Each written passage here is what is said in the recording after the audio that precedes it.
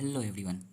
तो बेटा आज हम लोग स्टार्ट करने वाले हैं बायोलॉजी का स्ट्रक्चरल ऑर्गेनाइजेशन इन एनिमल्स का लेक्चर नंबर 1। ठीक है, तो आज हम लोग जो लेक्चर है इसमें हम लोग थोड़ा इंट्रोडक्शन वाला पार्ट पढ़ेंगे और थोड़ा सा चैप्टर की ओर प्रोसीड करेंगे। और मैं आपको बता देना चाहता हूँ कि इसमें आपको मेरे हैंड रिटन नोट्स भी मिलेंगे, उसके साथ ही साथ मैं आपको एनसीईआरटी रीडिंग भी करवाऊँगा। ठीक है, तो चलिए स्टार्ट करते हैं। तो सबसे पहले आप देखिए, चैप्टर का नाम है स्ट्रक्चरल ऑर्गेनाइजेशन इन एनिमल्स। तो थोड़ा हम लोग एनिमल्स के बारे में या फिर किंगडम एनिमेलिया के बारे में जान लेते हैं। ठीक है, कि किंगडम एनिमेलिया के बारे में थोड़ा सा जानना सही रहेगा। तो जैसे कि आप देख सकते हैं किंगडम एनिमेलिया, तो ये जो किंगडम एनिमेलिया है इसका जो दूसरा नाम है उसका दूसरा नाम है मेटाजोअन्स। अच्छा, अब इसका दूसरा नाम मेटाजोअन्स है। मेटा जो वर्ड है, मेटा का मतलब होता है मल्टी और जुअन्स का मतलब होता है एनिमल्स।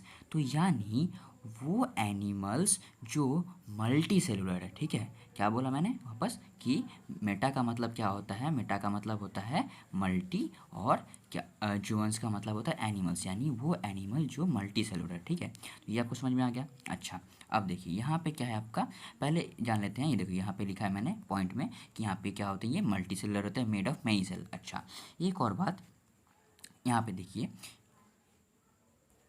ये क्या होते हैं, जो भी एनिमल्स होते हैं वो होते हैं आपके हेट्रोट्रॉप्स। हेट्रोट्रॉप्स यानी ये लोग अपना खाना खुद नहीं बनाते, ये अपने खाने के लिए दूसरों पे डिपेंड रहते हैं। ऐसे जानवरों को क्या कहते हैं हम लोग? हेट्रोट्रॉप्स। ठीक है, अच्छा एक और पॉइंट क्या है, holozoic. Holozoic mode of nutrition मतलब पहले ये लोग खाने को निगलते हैं और फिर उसके बाद उसका डाइजेशन होता है। ठीक है, ये क्या आपका मोड ऑफ न्यूट्रिशन। तो ये थोड़ा हम लोग पहले बेसिक इंट्रोडक्शन जान लेते हैं, उसके बाद बेटा हम लोग आप चैप्टर की ओर प्रोसीड करेंगे। ये थोड़ा जानना इंपॉर्टेंट। ठीक है,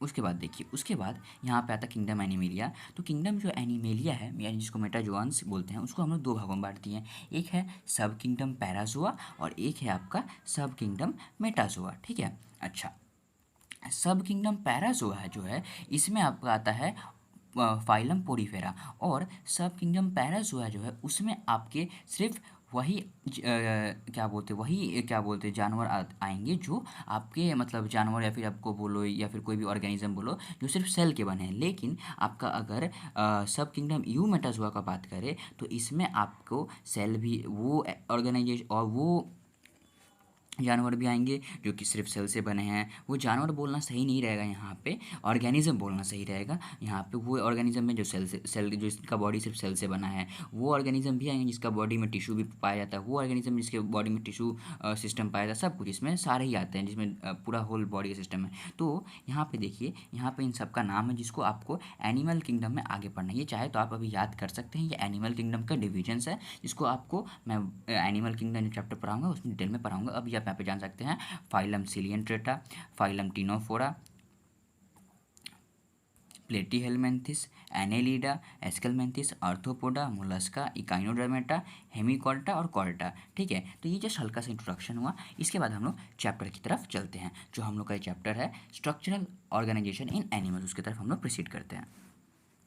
तो देखिए बेटा, तो यहाँ पे पहला डेफिनेशन आता है कि टिश्यू, जो चैप्टर हम लोग पढ़ रहे हैं उसमें पहला ही एनसीईआरटी में दिया हुआ है टिश्यू के बारे में कि आखिर टिश्यू होता क्या है। तो टिश्यू का है जो डेफिनेशन एनसीईआरटी के दिया अकॉर्डिंग दिया हुआ कि ग्रुप ऑफ सिमिलर सेल्स। क्या बताएं, याद रखिए, जो जो अंडरलाइन किया गया उसको याद रखिए। Group of similar sales having common origin performing a specific function with intercellular space.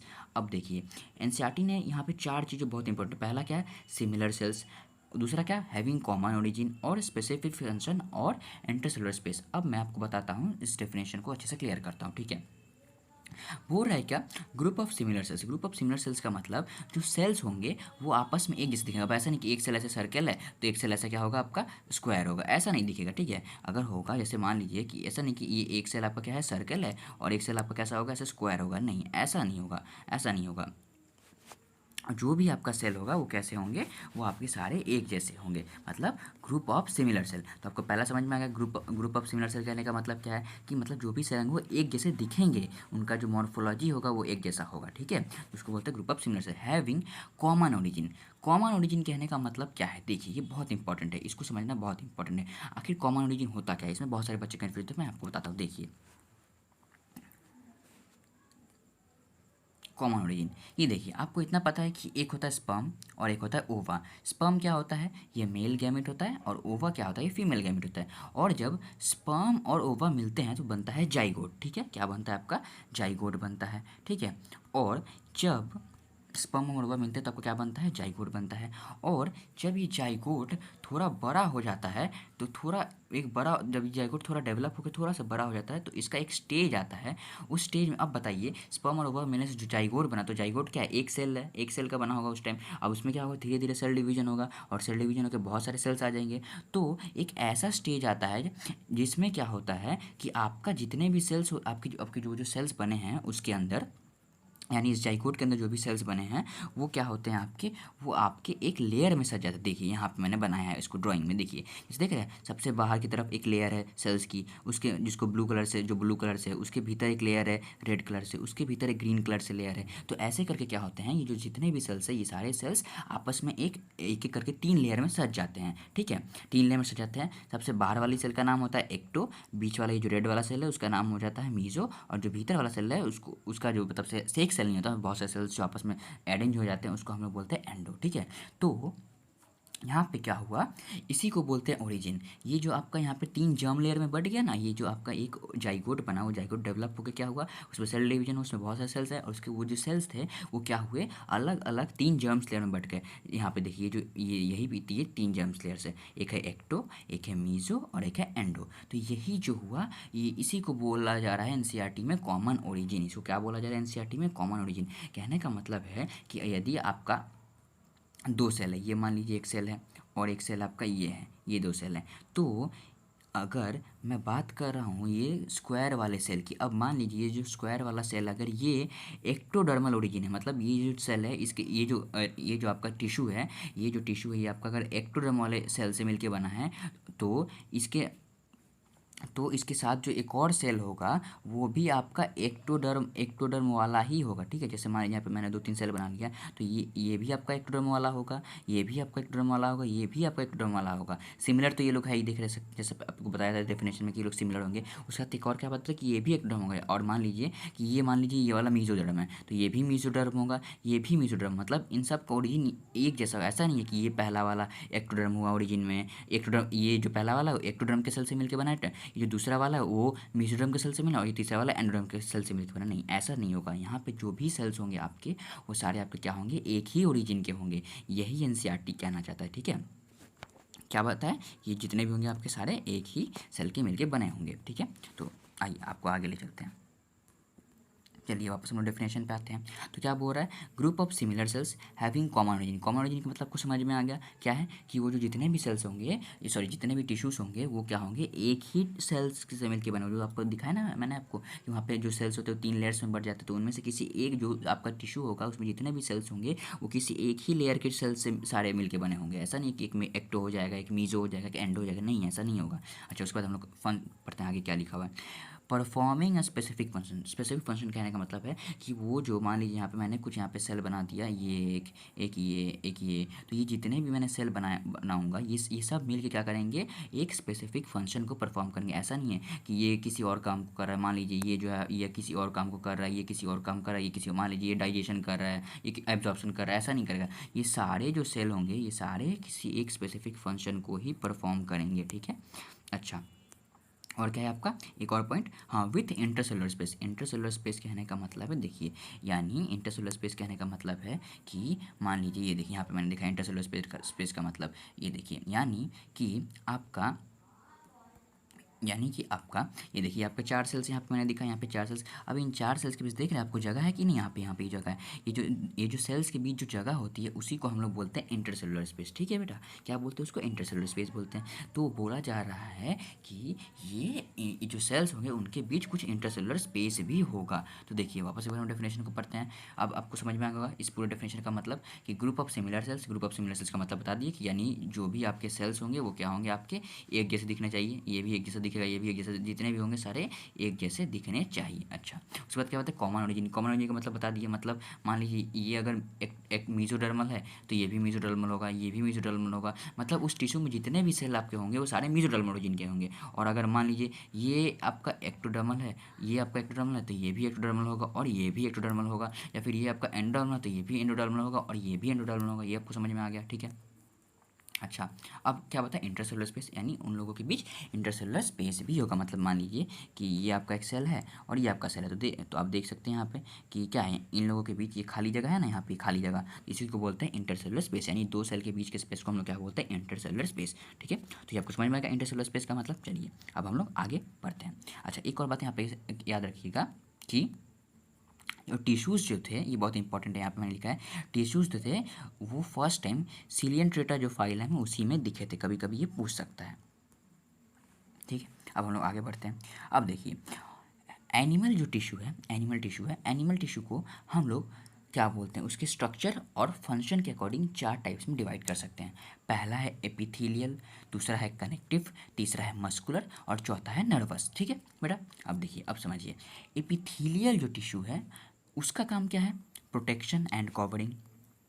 जो आपका कनेक्टिव टिश्यू है, क्या बताएं, जो आपका कनेक्टिव टिश्यू है उसका काम क्या है बेटा, उसका काम है सपोर्ट एंड लिंकेज। क्या काम है, सपोर्ट एंड लिंकेज। उसका काम क्या है आपका, support and linkage. Support and linkage का मतलब वो सपोर्ट करता है, कनेक्टिव टिश्यू मतलब एक भाग दूसरे भाग से ज्वाइन करना, तो सपोर्ट काम करेगा, और लिंकेज मतलब एक भाग दूसरे भाग से जोड़ेगा। ठीक है, एक पार्ट को दूसरे पार्ट से जोड़ेगा। अच्छा, मस्कुलर टिश्यू का काम क्या है, मस्कुलर टिश्यू का काम क्या है आपका, ये क्या करता है, लोकोमोशन एंड मूवमेंट। आपको पता ही है कि हम लोग के चलने फिरने में हम लोग के मसल्स का कितना बड़ा रोल होता है, तो इसीलिए मस्कुलर टिश्यू का काम क्या है, लोकोमोशन एंड मूवमेंट। और तीसरा क्या है आपका, नर्वस टिश्यू का काम क्या है, कंट्रोल एंड कोऑर्डिनेशन। यानी देखिए यानी जो मैं आपको भी समझा पा रहा हूँ, आपको बोल रहा हूँ, उसके साथ मैं आप सुन रहे हैं, आप समझ रहे हैं, तो ये सब क्या, इन सब चीज़ों में कंट्रोल एंड कोऑर्डिनेशन कौन ला रहा है, नर्वस टिश्यू वजह से। तो हम लोग इस चैप्टर में बेसिकली इन्हीं चार टिश्यूज़ के बारे में पढ़ेंगे, और अब सरप्राइज होंगे कि हम लोग का पूरा बॉडी भी इन्हीं चार टिश्यू से मिलकर बना है और इसके अलावा कोई भी टिश्यू नहीं है। ठीक है, तो फर्स्ट हम लोग स्टार्ट करेंगे बेटा एपिथेलियल टिश्यू। एपिथेलियल टिश्यू को आज हम लोग इस लेक्चर में थोड़ा स्टार्ट करते हैं। ठीक है, अच्छा एक बात और, अगर आपको वीडियो पसंद आए तो आप मेरे को कमेंट सेक्शन में बताइएगा, ताकि मैं इसके आगे भी वीडियोस बनाऊं और आपको इससे फ़ायदे हो। ठीक है, चलिए तो हम लोग आगे बढ़ते हैं। पहले हम लोग स्टार्ट करते हैं एपिथेलियल टिश्यू। आज देखिए एपिथेलियल टिश्यू, तो एपिथेलियल टिश्यू जानने के पहले आप एक चीज़ जान लें, हिस्टोलॉजी, क्योंकि हम लोग टिश्यू के बारे में पढ़ रहे हैं तो हम लोग जान लेते हैं हिस्टोलॉजी क्या होता है। हिस्टो का मतलब होता है टिश्यू, हिस्टो का मतलब क्या होता है आपका टिश्यू, और लॉजी का मतलब क्या होता है आपका स्टडी, यानी माइक्रोस्कोपिक स्टडी ऑफ टिश्यू को हम लोग बोलते हैं हिस्टोलॉजी। ठीक है, अच्छा एक और बात, क्या हम लोग टिश्यू को खुली आंखों से देख सकते हैं, नहीं देख सकते टिश्यू को हम लोग, क्यों, क्योंकि हम उसको माइक्रोस्कोप लगे उसको देखने के लिए। ठीक है, अच्छा ये हो गया, चलिए आगे बढ़ते हैं। देखिए अब हम लोग आगे एपिथेलियल टिश्यू के ठीक है, एपिथेलियल टिश्यू पे हम लोग आए, तो एपिथेलियल टिश्यू, तो एपी का मतलब होता है अपॉन और थीलियल का मतलब होता है ग्रो।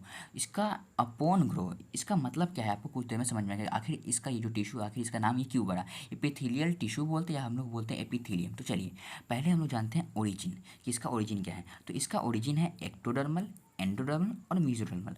अब आपके दिमाग में एक क्वेश्चन आ रहा होगा, अगर आया तो बहुत अच्छी बात है, यानी आप बहुत ध्यान सुन रहे हैं, और नहीं आया चलिए कोई बात नहीं, आप मैं फिर भी आपको बताता हूँ।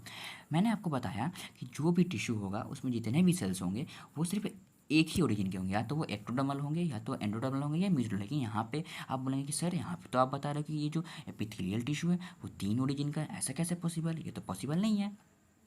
तो बेटा बात एक्चुअली ऐसा है यहाँ पे कि जैसे आपका किसी एक पर्टिकुलर पार्ट का जो टिश्यू होंगे वो एक ही ओरिजिन के होंगे। जैसे मान लीजिए स्किन, अब हम लोग अगर स्किन का बात करें तो स्किन में जितने भी एपिथेलियल टिश्यू होंगे वो सारे एक्टोडर्मल ओरिजिन के होंगे। वहाँ पे ऐसा नहीं होगा कि स्किन में आपका एक्टोडर्मल ओरिजिन का भी एक एपिथेलियल टिश्यू है, एक एंडोडर्मल ओरिजिन का भी है, और एक मेसोडर्मल ओरिजिन का भी एपिथेलियल टिश्यू। स्किन में जितने भी होंगे सारे एक्टोडर्मल ओरिजिन के ही होंगे। अच्छा, फूड पाइप में जितने होंगे वो सारे एंडोडर्मल ओरिजिन के ही होंगे, उसमें ये सब नहीं मिलेंगे। और एक होता है हार्ट में भी जितने होंगे सब मीजोरमल ओरिजिन के ही होंगे, ठीक है।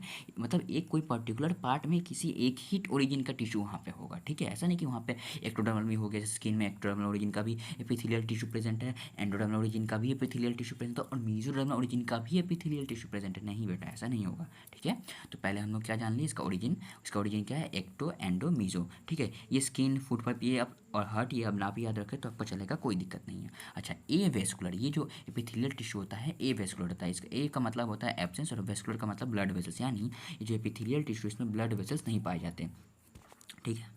आगे बढ़ते हैं। अब देखिए ये बहुत इंपॉर्टेंट है। यहाँ पे हम क्या बता रहे हैं, अब आप एक समझिए, अगर किसी टिश्यू के पास ब्लड वेसल्स नहीं है, अगर ब्लड वेसल्स नहीं है तो उसके पास क्या है, उसके पास ब्लड नहीं पहुँच रहा, ब्लड नहीं पहुँच रहा तो उसके पास ना ही ऑक्सीजन पहुँच रहा है और ना ही न्यूट्रिएंट्स पहुँचेंगे, तो वो आखिर ग्रोथ एंड डेवलपमेंट कैसे करेगा। तो भगवान ने इस टिश्यू के लिए इसके लिए कुछ एक हेल्पर भी रखा है, जिसकी वजह से इसको हेल्प मिल रहा है। क्या देखिए कि जब भी आपका एपिथेलियल टिश्यू कहीं पे भी होगा, वो हमेशा कहाँ रहेगा, उसके नीचे हमेशा एक मेम्ब्रेन रहेगा, जिसका नाम क्या है, बेसमेंट मेम्ब्रेन। देख रहे हैं आप ब्लैक करके जो मैंने यहाँ पे बनाया, ये ब्लैक करके, इसका नाम क्या है, बेसमेंट मेम्ब्रेन। ये बेसमेंट मेम्ब्रेन किससे मिलकर बनाता है, ये फाइबर, म्यूकोपॉलीसेकेराइड और ग्लाइकोप्रोटीन से मिलकर बनाता है। ये बेसमेंट मेम्ब्रेन रहता है और इस बेसमेंट मेम्ब्रेन के ठीक नीचे ये जो आप ब्लू कलर का देख रहे हैं यहाँ पे ड्राइंग में बनाया मैंने, ये होता है कनेक्टिव टिश्यू। और ये जो कनेक्टिव टिश्यू होता है ना बेटा, ये हाईली वेस्कुलर रहता है, मतलब इसमें बहुत ज़्यादा ब्लड वेसल्स रहते हैं। तो ये जो ऊपर ये जो दिख रहा है, ये एपिथेलियल टिश्यू, तो एपिथेलियल टिश्यू के पास कोई ब्लड वेसल्स नहीं है, लेकिन ये जो कनेक्टिव टिश्यू है ना बेटा, इसके बाद बहुत ज़्यादा ब्लड वेसल्स है। तो क्या करता है, ये ब्लड वेसल्स इसमें, ये कनेक्टिव टिश्यू के पास क्या होता है, कनेक्टिव टिश्यू के पास ऑक्सीजन और न्यूट्रिएंट्स सब लाते हैं। और उसके बाद क्या होता है कि ये जो बेसमेंट है, बेसमेंट के द्वारा ये जितने भी न्यूट्रिएंट्स और O2 हैं, ये डिफ्यूजन के द्वारा ये एपिथेलियल टिश्यू के पास पहुंच जाते हैं। तो ये तो उसको भी न्यूट्रिएंट्स और O2 मिल जाता है, ठीक है। जैसे मैंने यहाँ पे लिखा भी देखिए, it always grow upon connective tissue. हम क्या बोले, जो भी एपिथेलियल टिश्यू है हमेशा कहाँ ग्रो करेगा, कनेक्टिव टिश्यू के ऊपर। इसीलिए जब मैंने आपको यहाँ पे डेफिनेशन बताया तो मैंने क्या बताया था यहाँ पे, अपॉन ग्रो। यहाँ पे मैंने आपको क्या बोला था कि और हम क्या बता रहे थे आपको, देखिए थोड़ा वीडियो में इशू हो चुका था, ठीक है। देखिए हम आपको क्या बता रहे थे कि इसमें और क्या होता है, नर्वस सप्लाई भी प्रेजेंट था। क्यों, क्योंकि जब मान लीजिए आपका हाथ, तो हाथ के सबसे ऊपर वाला एपिथेलियल टिश्यू मिलकर बना है। तो अगर मान लीजिए आपका हाथ पे कोई चींटी का, तो आपको पता चलता है कि नहीं, क्योंकि चींटी काट रहा है, तो वहाँ पे क्यों, क्योंकि वहाँ पे एपिथेलियल टिश्यू है, तो इसका मतलब कि वहाँ पे नर्वस सप्लाई भी प्रेजेंट है। अच्छा, एक और पॉइंट क्या है, रीजनरेशन पावर जो होता है वो एपिथेलियल टिश्यू का हाईएस्ट का, मतलब जल्दी ये अगर डैमेज हो जाए तो ये बहुत जल्दी बन जाते हैं, देखिए, ठीक है। अच्छा, उसके बाद क्या है आपका एपिथेलियल टिश्यू टिश्यू में क्या होता है, जो इंटरसेलुलर स्पेस, यानी एक सेल और दूसरे सेल के बीच का जो स्पेस है वो बहुत कम है बेटा, ठीक है। वो ये मतलब देखिए यहाँ पे मैंने एक ड्राइंग बनाया छोटा सा, ये देखिए येलो कलर का साइड में, ये क्या है, इन दोनों मतलब यहाँ पे दो जो सेल है, उन दो सेल के बीच जो वो दोनों सेल काफ़ी कॉम्पैक्टली पैक्ड है एक दूसरे से, ठीक है। ऐसे मान लीजिए क्लास में होता नहीं कभी कभी, एक कोई ऐसा बेंच होता है जिस पे बहुत सारे बच्चे बैठने के लिए ये करते हैं, और 3-4 बच्चे, मतलब मान लीजिए उस बेंच पे बच्चे बैठे, तो उस पर 3-4 बच्चे एक साथ बैठ जाते हैं, और वो क्या होता है एकदम टाइटली, और आप लोगों के बीच क्या होता है, जगह बहुत कम बच जाती है। तो वैसे ये सेल्स भी वैसे ही पैक्ड होते हैं एक दूसरे से बिल्कुल कॉम्पैक्टली, और इनके बीच इंटरसेलुलर स्पेस बहुत कम पाया जाता है, ठीक है। चलिए अब हम लोग पढ़ते हैं उस बेसमेंट मेम्ब्रेन के बारे में। ये देखिए कि आखिर वो जो बेसमेंट मेम्ब्रेन जो आपको मैंने दिखाया था उसके बारे में हम लोग पढ़ते हैं, ठीक है। तो देखिए बेसमेंट मेम्ब्रेन में क्या है कि ये देखिए कैसे होता है, ये होता है आपका ये एपिथेलियल टिश्यू होता है, ये बेसमेंट मेम्ब्रेन होता है ये, और फिर कनेक्टिव टिश्यू ऐसे होता है, और यहाँ से ऐसे करके ड्राइंग में देखिए। पहला बात, ये नॉन सेलर था, मतलब ये जो बेसमेंट मेम्ब्रेन है आपका, ये किसी सेल से मिलकर नहीं बना, ये किससे मिलकर बना, देखिए it is made up of mucopolysaccharide, नाम थोड़ा बड़ा है लेकिन क्या कर सकते हैं, थोड़ा तो याद रखना पड़ेगा क्योंकि बायोलॉजी है, और ग्लाइकोप्रोटीन्स। और ये म्यूकोपॉलीसेकेराइड और ग्लाइकोप्रोटीन्स कहाँ से बनता है, तो इसको ये जो एपिथेलियल टिश्यू है वो भी क्या बोलते हैं, सिक्रीट करता है, और ये जो कनेक्टिव टिश्यू है बेटा वो भी इसको सिक्रीट करता है। ये दोनों मिल के ये आपका बेसमेंट मेम्ब्रेन है उसको बनाते हैं, ठीक है। अच्छा, basement membrane act as a support for epithelium, ये तो आप समझ ही गए इस पॉइंट का मतलब क्यों ऐसा बोला जाए, क्योंकि basement membrane act as a support for epithelium, क्यों, क्योंकि एपिथेलियम के पास ना ही ऑक्सीजन पहुँचे, अगर ऑक्सीजन पहुँच पाएगा, ना ही O2 पहुँच पाएगा, क्योंकि वो एवेस्कुलर है। अब क्या बोलते हैं, और क्या बोलते हैं आपका जो ये कनेक्टिव टिश्यू के द्वारा जो वास्कुलर है, वो उसमें क्या हो रहा है, कनेक्टिव टिश्यू बहुत वास्कुलर, उसमें ब्लड वेसल सारा, उसी के द्वारा जो भी ऑक्सीजन और न्यूट्रिएंट्स है जो भी वो वहाँ पे क्या हो रहा है आपके पहुँच रहे हैं, किसके पास पहुँच रहे हैं, एपिथेलियम के पास। और एपिथेलियम जो है वो बेसमेंट मेम्ब्रेन के ऊपर ही बैठा भी हुआ एक तरह से, तो इसीलिए वो basement act as basement membrane. अच्छा, basement membrane act as a membrane through which diffusion of nutrients O2 from connective tissue to epithelium. ये तो नॉर्मल सा पॉइंट है कि ये जो बेसमेंट मेम्ब्रेन है आपका एक मेम्ब्रेन की तरह भी काम करे, जिसके द्वारा क्या होते हैं जो भी O2 और न्यूट्रिएंट्स होते हैं वो डिफ्यूज़ करके वो कहाँ चले जाते हैं, आपके एपिथेलियम के पास चले जाते हैं। ठीक है, उसके बाद हम लोग आज पढ़ते हैं टाइप्स ऑफ एपिथेलियम। ये जो एपिथेलियम टिश्यू होते हैं कितने टाइप्स के होते हैं, तो एपिथेलियम टिश्यू आपके दो टाइप्स के होते हैं। एक होते हैं सिंपल एपिथेलियम टिश्यू और एक होता है स्ट्रेटिफाइड एपिथेलियम। स्ट्रेटिफाइड एपिथेलियम इसको बोलते हैं कंपाउंड एपिथेलियम। ठीक है, अब सिंगल एपिथेलियम हम लोग पहले स्टडी करेंगे, उसके बाद हम लोग पढ़ेंगे कंपाउंड एपिथेलियम। तो पहले हम लोग जानते हैं सिंगल एपिथेलियम का नाम सिंगल एपिथेलियम क्यों पड़ा, सॉरी सिंपल एपिथेलियम का नाम सिंपल एपिथेलियम क्यों पड़ा, क्यों? क्योंकि देखिए ये जो एक बेसमेंट है ना उसके ऊपर एक है, मतलब ये सिंपल एपिथेलियम है उसमें सिर्फ सेल्स का एक ही लेयर पाए थे। यहाँ पे देखो मैंने लिखा भी है सिंगल लेयर ऑफ सेल्स। लेकिन ये जो आपका अगर कंपाउंड एपिथेलियम का बात कीजिएगा तो कंपाउंड एपिथेलियम को आपका क्या है, कंपाउंड एपिथेलियम में आपका मल्टी लेयर ऑफ सेल्स पाए। देख लीजिए यहाँ पे देखते हैं बहुत सारे सेल्स है, मल्टी लेयर ऑफ सेल्स है। इसी के अकॉर्डिंग हम लोगों ने ये जो एपिथेलियम है उसे दो भागों में डिवाइड किया, सिंपल एपिथेलियम और कंपाउंड एपिथेलियम। ठीक है बेटा, चलिए अब आगे बढ़ते हैं।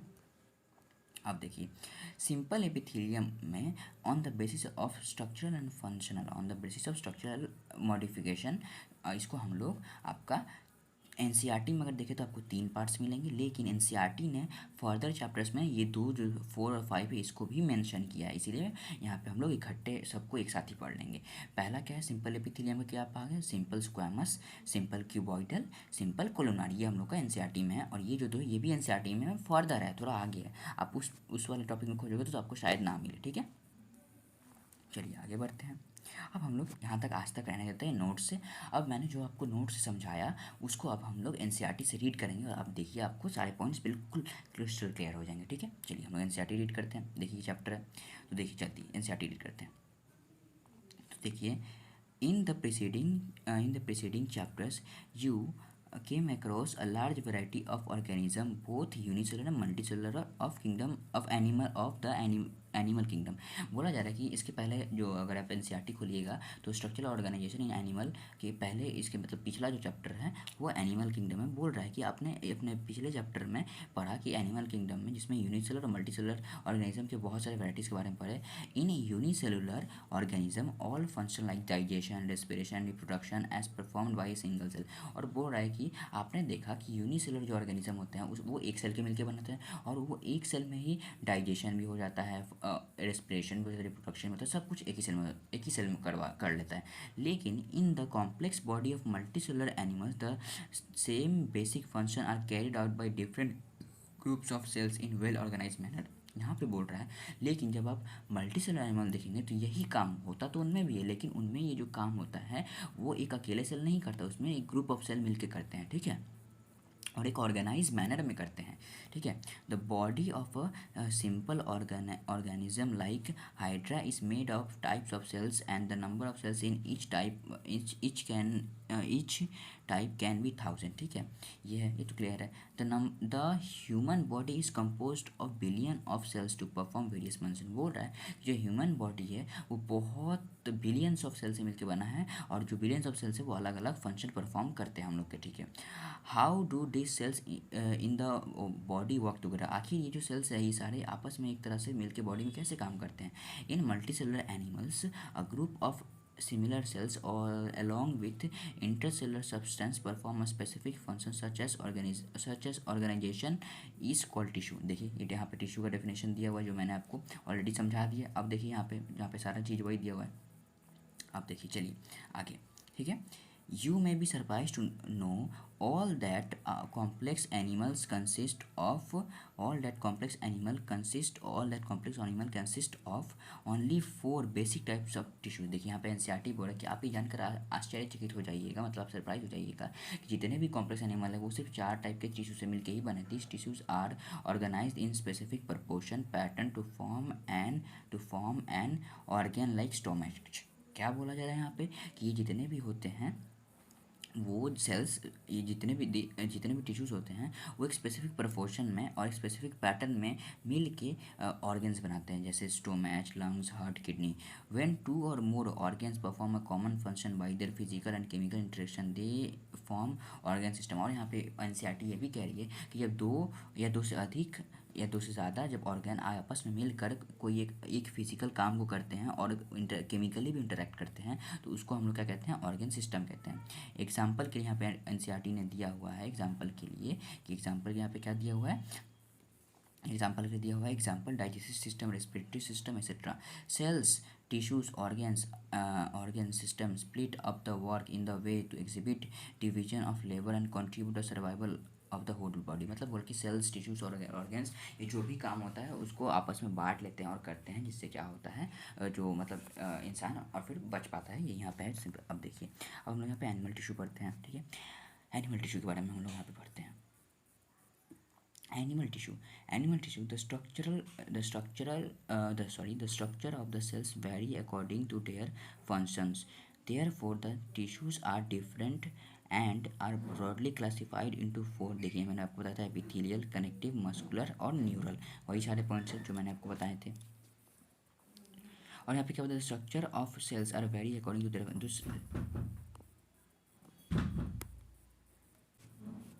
चलिए, तो यहाँ पे क्या होता है कि जितने भी क्या बोलते हैं, the structure of the cells varies according their function. मतलब जो सेल्स हैं उसके जो स्ट्रक्चर है वो अपने फंक्शन के अकॉर्डिंग वेरी करता है, मतलब जो जैसा काम करता है उसके अकॉर्डिंग उसके जो स्ट्रक्चर वो वेरी करते हैं, ठीक है। अच्छा, चलिए आगे बढ़ते हैं थोड़ा सा।